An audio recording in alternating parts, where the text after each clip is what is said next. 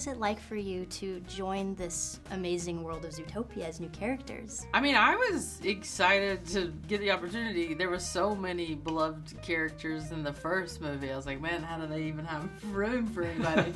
But I think they really nailed it with these two characters because they weren't just adding like a generic animal or character. They really put a lot of creativity and thought behind it. Nibbles being the comedic relief throughout the film, Gary bringing a lot of emotion and heart, and I think it just really infused into what was already there and working in a really beautiful way.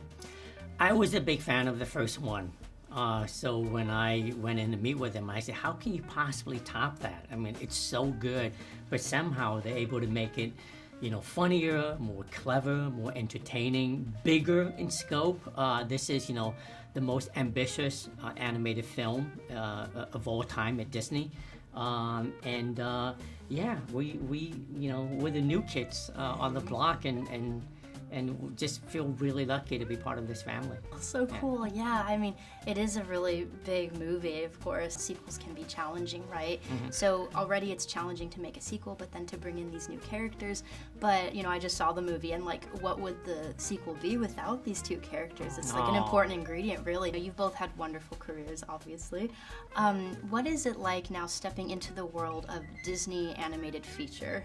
I mean, you've been in some huge iconic movies. This is, adding to your already long list of iconic stuff. For me, I've been in some amazing things, but Disney definitely is another level of there's so much history here, right? There's movies that are just such a part of people's childhoods that you just know and love, and to now be in that universe, I just never even thought to dream that as a possibility. So the fact that it's real doesn't feel real, but it is, and I'm just pinching myself every day.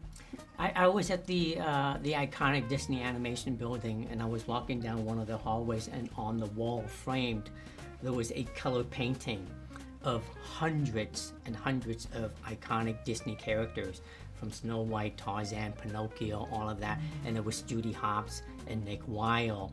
And I just stood there for a moment and I go, wow, one day Nibbles and Gary the Snake is going to be part of this this painting, this family. And it just warmed my heart. I grew up watching and loving these characters in these Disney animated films. It's a dream come true to be in this. Dream and Disney and animation, it's beautiful. It's synonymous. Disney, dream, entertainment, fun. It's all that's what you think about when you think about Disney. Yeah. You have that magic thing. When you watch the film, you hear the music and it all just comes together so beautifully. It does evoke emotion. It does, yeah. Even now, just hearing you guys talk about it, I'm like, that's so cool. And I know the painting you're talking about. Yeah, it's amazing. Yeah. The world building in this film is excellent. It's a great continuation from the first film. We have all these different districts and environments and stuff that the animators put so much detail and thought into. As actors, how much insight do you have beforehand into what the world looks like and what you're working with when you're playing in the booth? Not much information. All I knew about Nibbles was that she lived in Marsh Market and that it was, in jeopardy, and I just sort of knew what kind of characters were in Marsh Market, but I didn't really know much about the world. We didn't get to read the script. Animation is such an interesting process because it's fluid. It's constantly changing. From the first session we did to where the movie is, it's different. And you're in a recording booth by yourself. There's no physical sets. There's really nothing to see. It's just you and the director and those pages that you're doing that day, and that's about it. The most rewarding thing, of course, is when you see it all come together, fully animated with music and all of that, and you just watch and you go, wow, I cannot believe I I get to do that. Yeah, to be a part of that process, a piece of this big movie that we're talking about. So it requires, from the actor's perspective, a lot of imagination, right? Is it challenging to not, because normally like with a live action, oftentimes you're working with, listening to the other person present with you. In animation, if it's just you in the booth with the director, is that challenging, or does it inspire more possibility for you creatively? I think it just made us lean on our director even more, between Jared and Byron. Jared was in the room with us, so he was really painting as much of a picture as he could for us, and then Byron would pop in with additional information or jokes. So I think this was a film that I leaned on the directors more than I ever have, just because they're the ones that had to kind of paint that picture for us. But then it did allow for, just like, let me just try something. And you give them a bunch of takes and a bunch of different things, and it's up to them to run with it and see what works.